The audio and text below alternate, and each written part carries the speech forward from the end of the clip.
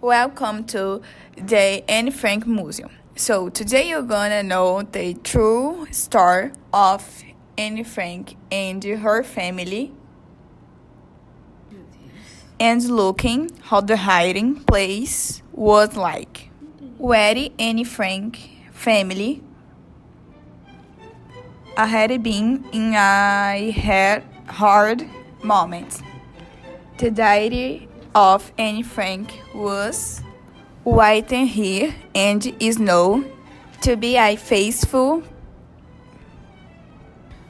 portrait of a family Jewish of time of Nazi and World War II terror. Annie lived a good part of her life with his family in Frankfurt, Germany. However, in the beginning of Nazi attacks, the Frank family were forced to hide on summer. The local fund is located at the back of the bunker. That's the father of the Jewish order. So you moved. Where it was Annie. Only be on school verifications and your bags carrying a lot of changes. Se poupa onde negabo santi feeling pitch. People onde negabo santi feeling pitch. Belkis condi help. At long last, the family arrived on the destiny and starts to live charity. Okay, let's start with the exposed. At the entrance of the building, you can see that there are two other buildings that did not take so long to be abandoned.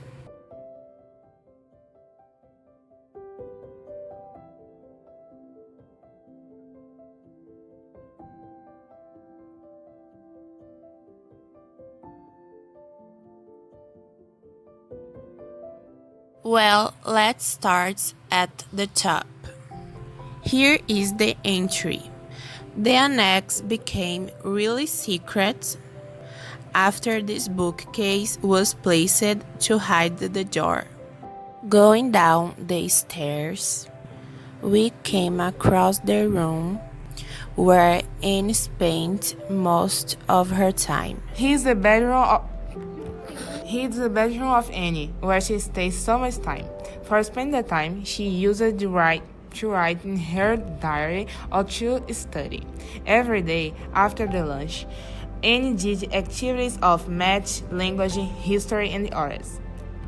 Margot asked me if she could read her diary. As means of attraction, the Nazis offered jobs to capture Jews who were sent to concentration camps to be killed, just as homosexuals and gypsies suffered persecution. Margot and his sister received one of these proposals, but she don't accept because she knew about this plan. And going up the stairs, we have the room that her family spent more time.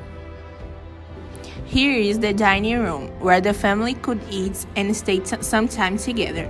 Annie called it food cycle, the period that they had just one type of food for eat all meals, because it was only food that they had. Here say, but we're still alive, and most of time it tastes good. The relationship got worse every day. We don't talk during the meals. In addition to Frank family, there were a few more people in the annex. Everyone got along very well, played, had fun, helped each other, talked, but there were conflicts, which was to be expected with so many people living together in a precarious conditions. Annie didn't get along with Mr. Van Dam, who was always trying to correct her and teasing her with the nosy way. But in spite of everything, there were no big conflicts and they lived well together. The family got food through a factory's employee and Otto's friend, Mr. Goldschmidt. He was very important in many situations. The hiding doesn't was enough bedrooms, so some beds stay here.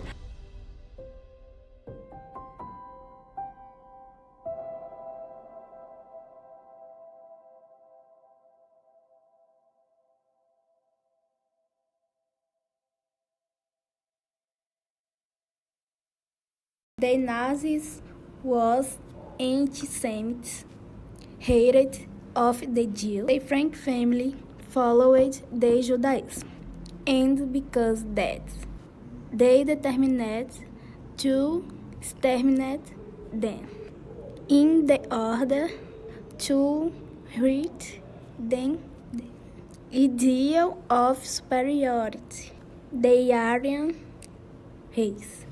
So Annie and her family needed a hiding place for save themselves.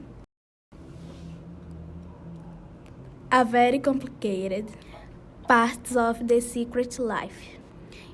It was the lack of privacy and lack of conditionals for personal hygiene.